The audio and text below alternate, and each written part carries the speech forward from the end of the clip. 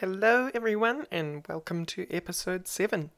Okay, so I want to use the first bit of this episode to cover a couple of things.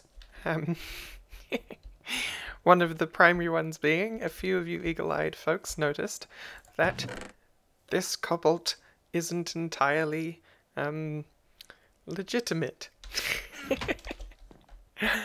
I do have to admit, in the last episode, when digging about, I said that I went to the quote-unquote nether.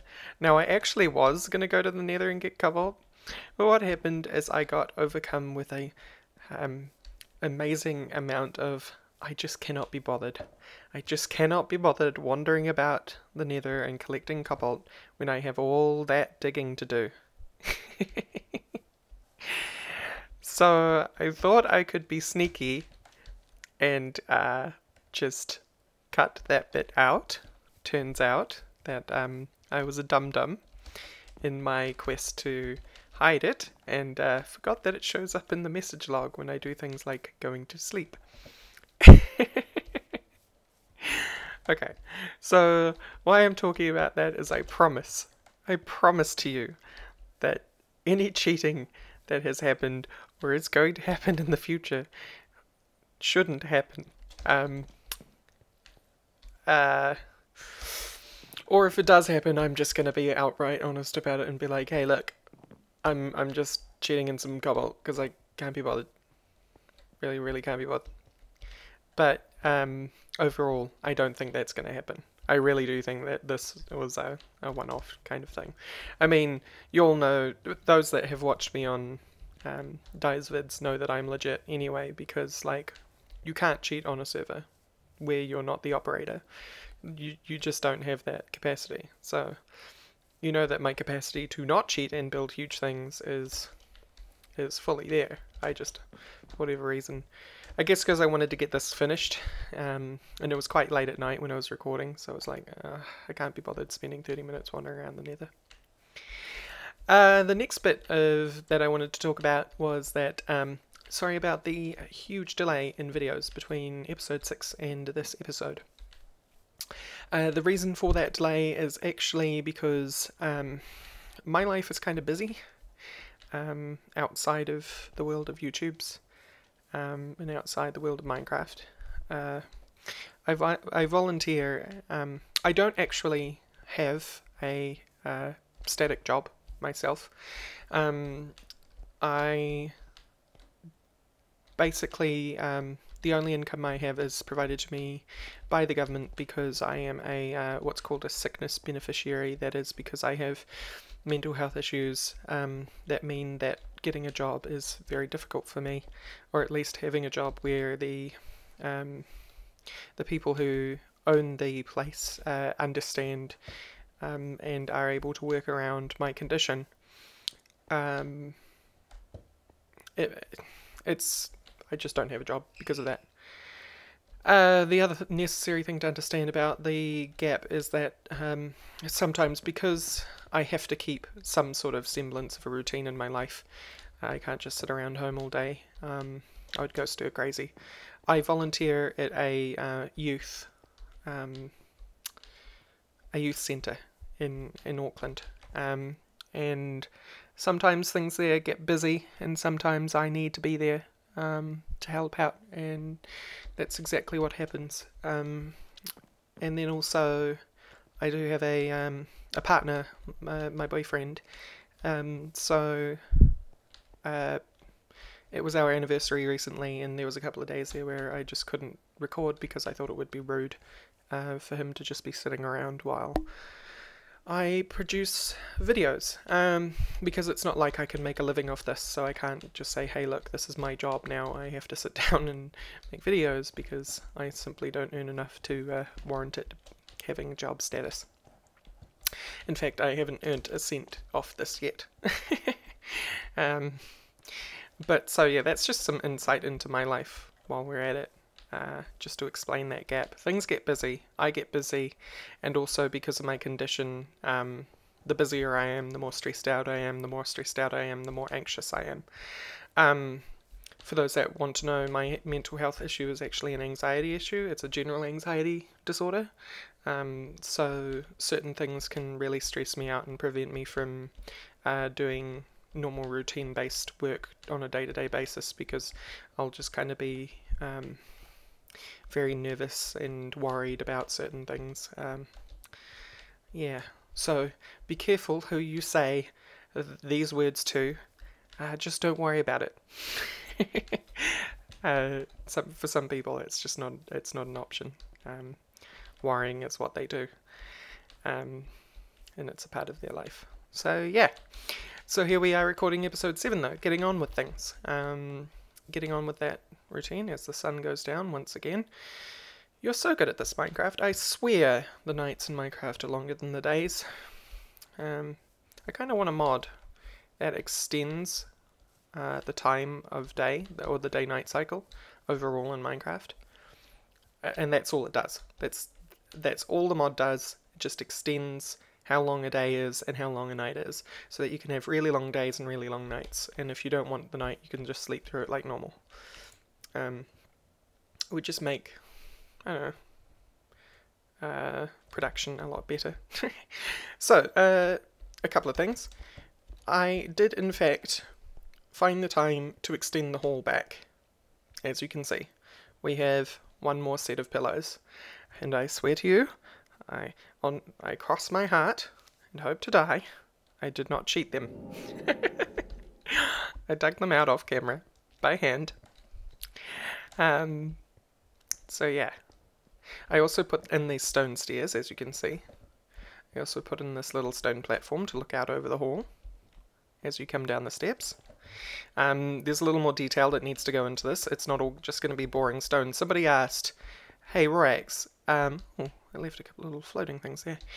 Hey Rorax, how come you don't just leave out the limestone and stuff as you're digging down in the gravel? It makes it look quite natural, like it really was carved out of stone, and I absolutely agree. I think that is actually a really, really good technique to use, is to make it just look like it's carved out of stone directly from the land. But what I'm really doing in replacing everything with stone like I do, is that I'm what a lot of artists call blanking the canvas, which is that you're just preparing it for its future. So that, like, that was a bit fast. Am I in creative? No? Okay. Alright. Blanking the canvas so that basically, what's the best way to explain it? So that my imagination isn't disrupted. If you can imagine that, like, little details on the canvas, little blemishes on the canvas don't distract me from creating the entire image in my head. Like, for instance, if there was a whole bunch of limestone and stuff going through the walls around this thing, I never would have thought to, which this is going to be in the future, we're not going to do it this episode though, build like the helmet of a dwarf going around this entry here, which is what I plan to do, with like the eyes up here and it's kind of coming forward out of the wall a little bit. And then you have the sides of the helmet coming down, so that this is almost where the mouth or the chin of the dwarf would be. And then you come in through the helmet and you come into this area, which is like how I'm planning out the hallways at the moment. So yes, and that's the stairway down into the hall. So yes, that's why I blank the canvas, so that I can basically see what I want to do. And like, I want to put statues in the back here between the pillars, up against the wall, or as looking almost as if they were dug out of the wall as relief statues. And I think that would be really cool. But what we're going to do today, it's moving day. So we want to move everything from out there into here, and I'm just going to dump it all on the floor. Like, just seriously, just plop it down. And what that'll allow me to do is start setting up like a little miniature base in here. And this is what I meant on that other episode about I just move through as I build. Like, I keep moving the essential things until the essential things have their very own space plotted out for them. Like, they don't actually have a space in the space yet, but that will actually all be there in the future, obviously. So once that room gets there, that's when the bits that are sitting around here get moved into that space. But for now, we're just going to slowly move it forward so that I don't have to travel so far going up and down these stairs and whatnot. So yeah, moving day. The first thing we will want to do, because it's moving day, is create a jabber barrel with a dolly. Dolly, that's the word I was looking for. We want to create a dolly. And to create a dolly, not the special diamond dolly, that's for moving other things. We might use that one day. Normal dolly. Iron and some wood. So that's super easy. Oh yeah, and I added some more chests. Well, a new chest. What actually happened is I was standing around here and a creeper blew up. This is why there's stone here now. And it busted all the chests and stuff, and that was really annoying, so in the process I ended up making a new chest and reorganizing some Soren type organization system that I had going. So I need, what was it, 5 pieces? And a piece of wood. A single piece of wood. There we go. Goes like that. And dolly. Awesome. And with the dolly, we go yoink. And now I put slowness and mining fatigue on me while I'm moving this barrel. But it's all very useful because instead of having to take all the stuff out of the barrel to move it, I can just, well, move it like this and then just plop it on the ground. And I think I'll just put it up against these pillars. And barrel 1. I think I've got, what, 6 more barrels to go? So I'll just go and keep talking. If I run out of things, I'll speed up. But yeah, and the entrance, all got a little bit of more stonework and stuff. I fixed that up a little bit. Obviously this is all still work in progress, and everything, even the smeltery, is coming inside because, I mean, this is the entrance. It's not for functional things, it's for being pretty. You don't put functional stuff in a pretty space. Maybe dwarves do, but not these ones. So yeah, that's what I want to do, and what to accomplish this episode. What I wanted to start with, I was thinking about this long and hard, and I've never really seen it done. So what I want to do is I want to start with e-meshes. Kind of make our first furnaces, our first pulverizer type thing, our first basic machining infrastructure using e-meshes. Now e-meshes only has a couple of its own power infrastructure things going for it, so I'm going to have to figure out something. I think I might have to just use dynamos or something else that can produce RF or MJ. I think e-meshes uses MJ. E-meshes is one of the ones that I'm less familiar with, and you might say, why did you put it in your pack if you weren't familiar with it? Aren't you meant to be an expert on everything? And gosh, Dad, get off my back. I just like it, okay? I just really like the mod, so I put it in there. That's what this pack is about, things that I liked. Even if I'm not particularly amazing at them, even if I don't know them like the back of my hand, just putting in them because I really like the concept of them in the first place. It's just something that I really enjoy. So that's what we're doing. We're just gonna, or it also gives me an opportunity to explore things on camera. Because I think just a little bit of exploration or a little bit of unknownness in the Let's Play will be, you know, well received. I don't think knowing absolutely everything off by heart is necessarily conducive to a good Let's Play. At least not what I imagine for this one anyway. So a little bit of watching me fumble about and figure things out is probably going to be quite entertaining to watch, or at least we can learn things together in that kind of dismissing kind of way. If we learn things together, hopefully we can produce some really cool stuff and some really ugly messes. because a lot of the stuff, when you don't know what you're doing, ends up looking like a mess. Because you can't put the planning and forethought into it than you normally would. I think we've only got 3 left. 3 barrels. Oh my god. And actually, no, 2 barrels. Even better. Hello, Mandragoria. Yeah, it'll be good to get out of this area because it won't mean that the day and night become so much of an issue. Unless we go exploring. There will be quite a bit of exploring in this series as well, I imagine. And so that's the only time nighttime's really going to be a pain. But for now, I won't have to worry so much about sleeping when it's nighttime, because we'll be working down here. As for mining, you might think I'm going to have to go outside all the time in order to do any decent mining. No, I'm just going to like dig a hole in the wall. I'll patch it up later.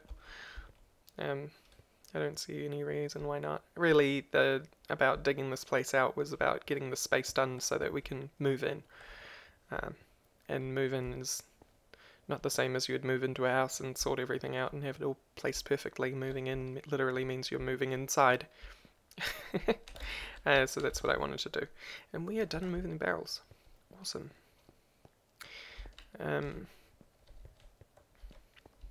Yeah. What else? So, a lot of people gave me some really awesome tips, and that was a lot of people gave me the same tip. So I'm just going to thank you all at once instead of just singling out any one person. If you right click with anything in your hand on a jabber barrel, it doesn't need to be locked or anything, and that barrel already has stuff in it, it will search your inventory and place whatever's in your inventory in there. So a lot of people noticed that I would put a single version of an item on my hotbar and then double click on a jabber barrel to put it in there. That's totally unnecessary. You can just double click it with absolutely anything in your hand and then it will put the appropriate item. It'll go through your inventory and put the appropriate item there, which I think is fantastic.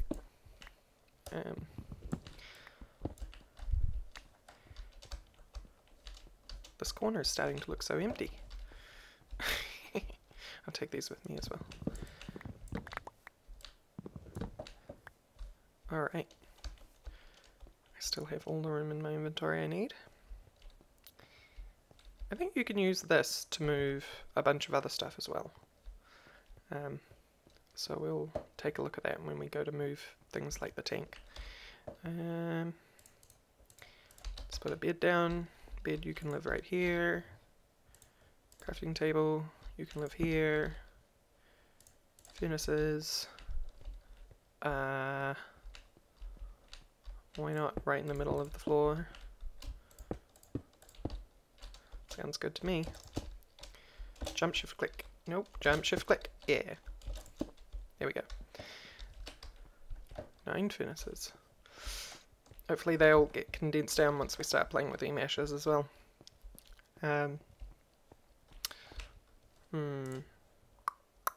E-meshes. No, I did this last time, didn't I, when I was trying to explain what it was. I've forgotten the name of the actual mod. This should be fun. I have the worst memory for names, by the way, guys. Like, actually, names just fall out of my brain. I have no clue how or why. I remember everything about everything, but I cannot tell you the name of anything. Engineer's Toolbox, there we go. Alright. That is, I forget the name until I see something that prompts me. Like, its name. Yeah, can we move chests? Oh, we can move chests. That's awesome.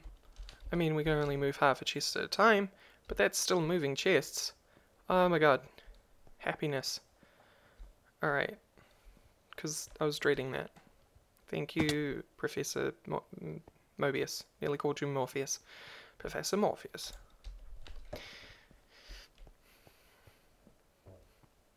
So, yeah.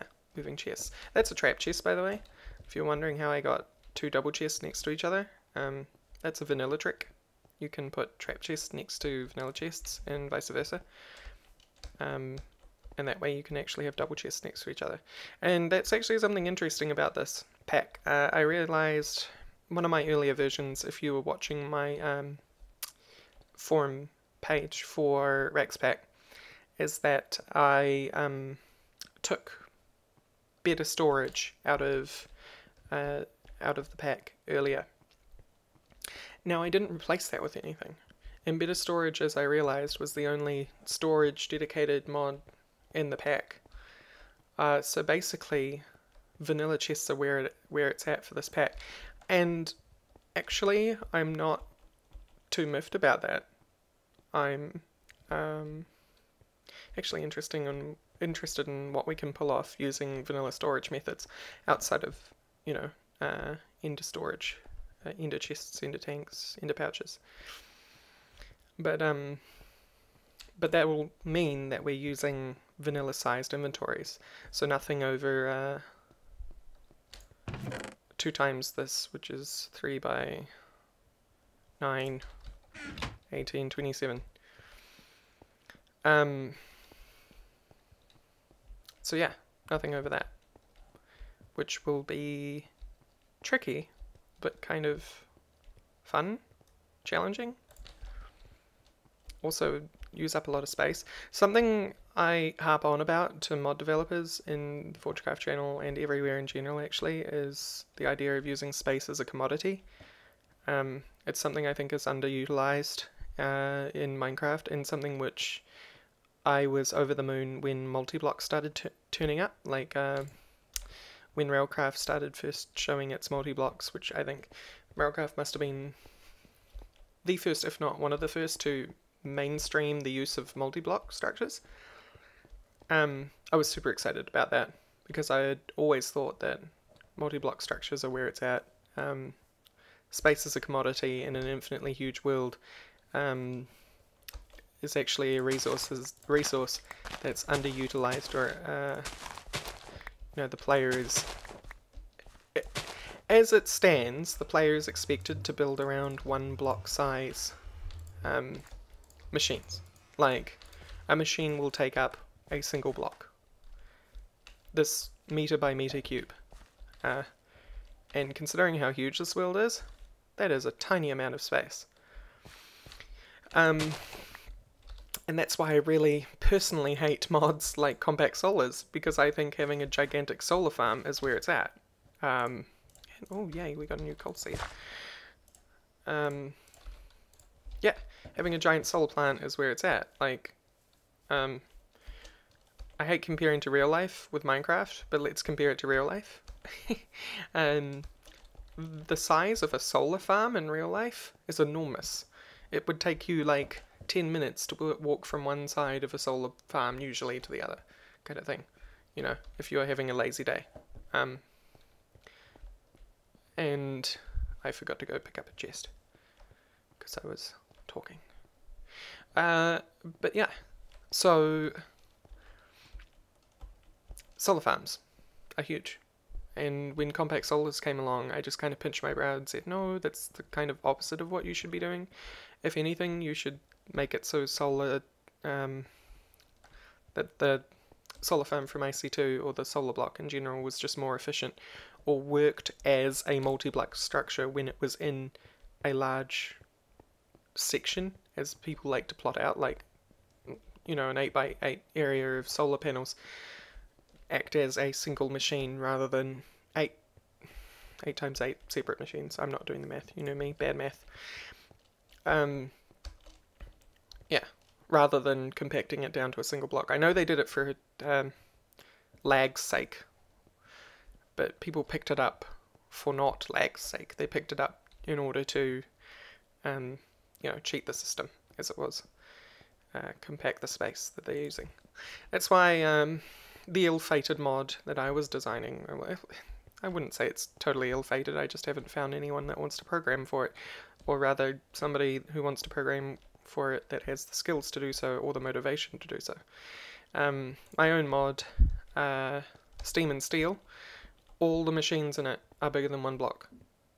The only things that are one block space are a single section of pipe, or like a chunk loader. But other than that, all the machines for it are bigger than one block, because I want people to start thinking bigger. Like, this space is enormous, but in Minecraft terms it's enormous, but in a real world scale, this isn't actually that big. This is like as big as, I don't know, a small aircraft hangar. You know, like, it's actually kind of small. These paths, these stairs up, even though they're meant to feel kind of grand and amazing, they're not really. That's 3 people wide. There are huge stairways in the real world that are, 10 people wide. So yeah, Steam and Steel was meant to inspire people to create enormous multi-block, or just a bigger world in general, or a bigger base in general, and build themselves around something that's far more spatially complex, because space as a commodity is a big deal, because if you build a big machine next to another big machine, you have to walk further from one interface to another interface, and then you have to start thinking about, okay, I need all that space for that infrastructure. I am now taking ages. I'm taking like 10 minutes to walk from one side of my base to another. How can I make that 10 minutes 3 minutes? And then you start installing things like trains and what have you, in order to combat that. And I really think that kind of thing needs to happen more in mods. But it doesn't. Hopefully we'll see more of it as time goes on, though. I personally, it's only my personal thoughts, I would like it if people tried to step away from the single block. A voxel is a voxel, but a voxel isn't an object. Hopefully some people get what I mean by that. Really what I'm trying to say by that is that in spatial terms, in a game like Minecraft, which is a pseudo-voxel based engine, it's not a true voxel based engine, that's all big details to go over, it's a pseudo-voxel based engine. But where any piece of measurable space kind of comes down to a meter by meter cube. Now, those rules are already broken when you consider things like torches and beds, which is another reason why it's pseudo voxel based, because the smallest part should be a voxel. But being that the world is made up of its smallest parts, which is a voxel, it also shouldn't limit the things that exist in that world to being a voxel. Which is why double chests and doors and beds exist. You know, those are just, believe it or not, multi-block structures. They're just the poor Minecraft version of it. Yes, so I think that's kind of prudent. I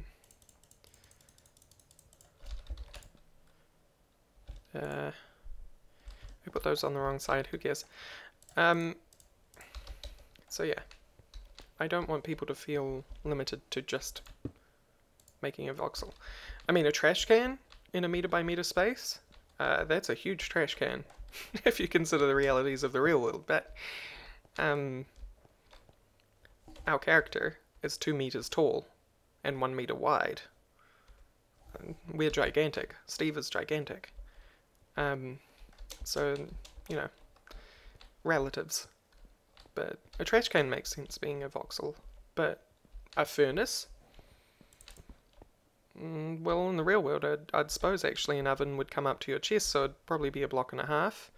Maybe it'd be, you know, twice your width, so an actual, like, just a conventional cooking oven would probably be 2 blocks wide, 2 blocks in length, and 1.5 blocks high.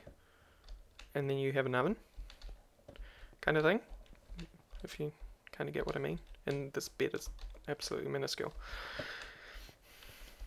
But yeah, just voxels, everybody.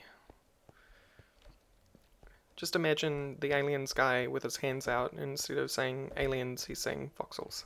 And that's what I'm getting at. And it's nighttime. I don't want to go out there while it's nighttime.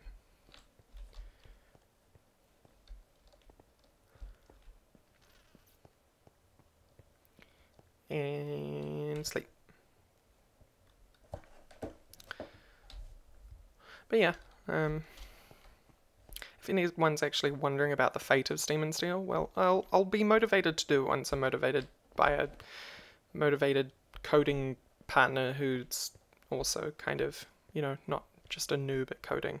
The reason why I don't want somebody who's a newbie at coding is because the actual ideas behind Steam and Steel, I don't want to have to wait for the person to catch up in their skill in order to be able to at least in a bare bones sense, produce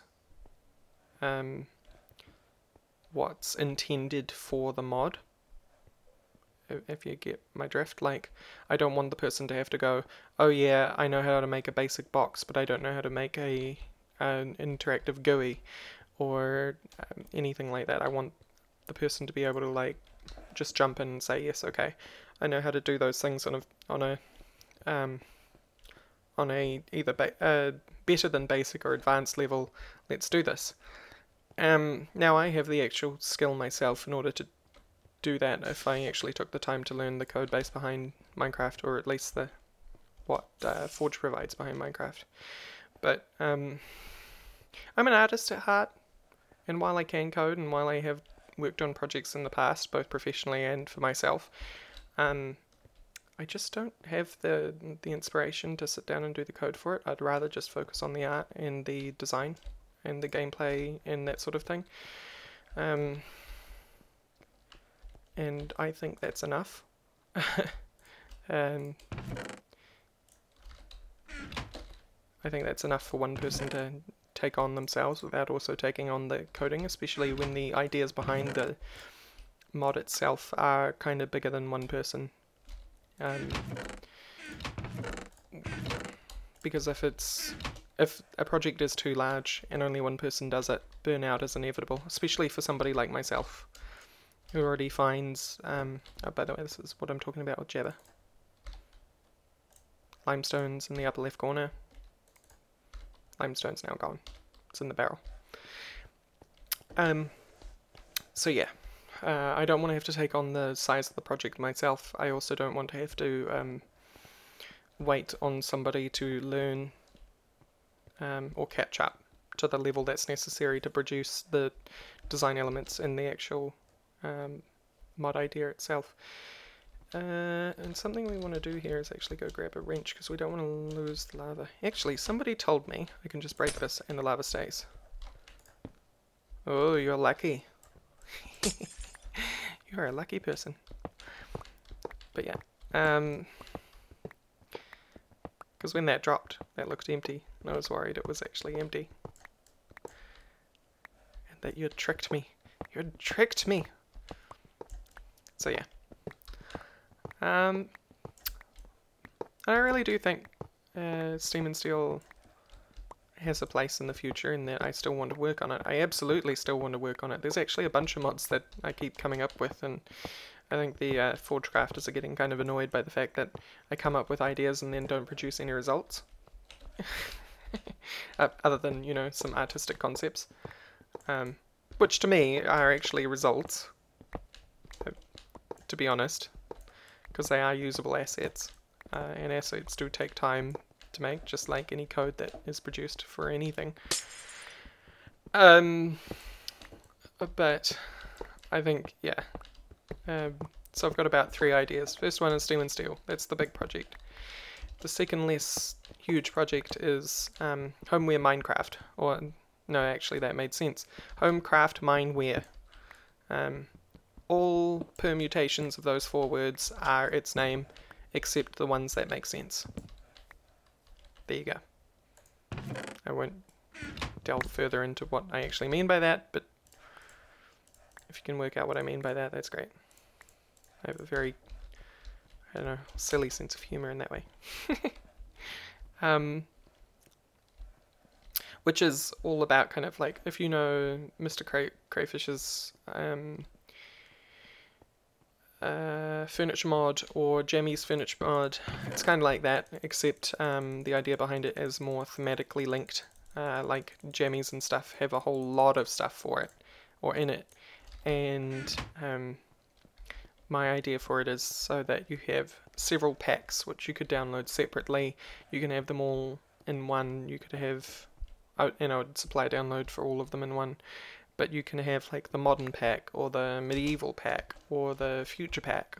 And each of those packs comes with a set of furniture, a set of things in them, which work independently of each other. And I've put some screenshots on Twitter of stuff I've done. I think I've linked a picture of a bed and that sort of thing up before in order to show people what I mean by that. And I hope to do that as well. I hope to be able to produce that one at some point.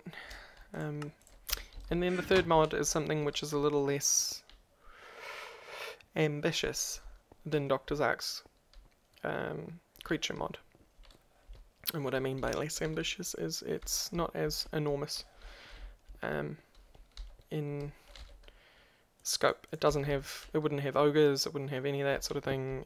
Basically it would just add more fauna to the flora of Minecraft, because you have things like biomes of plenty, which the mod itself doesn't actually add much to do. It just adds more to the worldscape, right? So the idea behind the creature mod that I'm thinking about doing is that it simply adds more to the world that is alive. So things like deers to forests, or lions to savannas, or that sort of thing, and not take it much further than that. Make sure the AI is nice and polished and that it works well and fits well, but not go too overboard.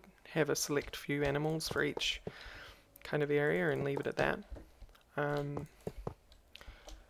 And that way, it doesn't get into the ye olde feature creep. And for those who don't know what feature creep is, it's that when the authors of a project keep adding things so that it is never finished, and also because they keep adding things, they never iron out all the bugs. And so that's kind of what I want to do. It's just a creature mod that has a more simple nature. There you go. Got the smeltery back now. Casting table. Casting table. Basin. You want pipe and pipe. And lever and lever. And pipe and tank. Yeah. No, faucet. And this was actually in here, but I realized I didn't actually need it after all. And the only reason I put it there was because I wanted to invert the signal, but then I realized I didn't need to invert the signal. It was a whole thing. And I did that last time as well. Off. There we go. Cool. And that turns that on, and that turns that on. Great.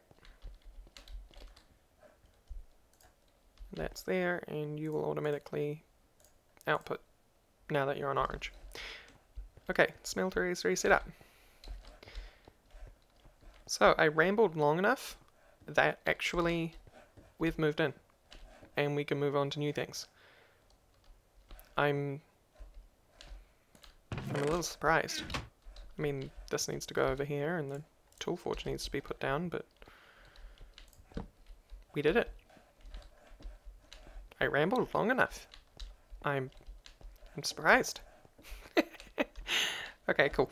I'm just gonna pause the recording and take a look at things and get a gauge for where we are and what we can do till the end of the episode, and then I'll be right back.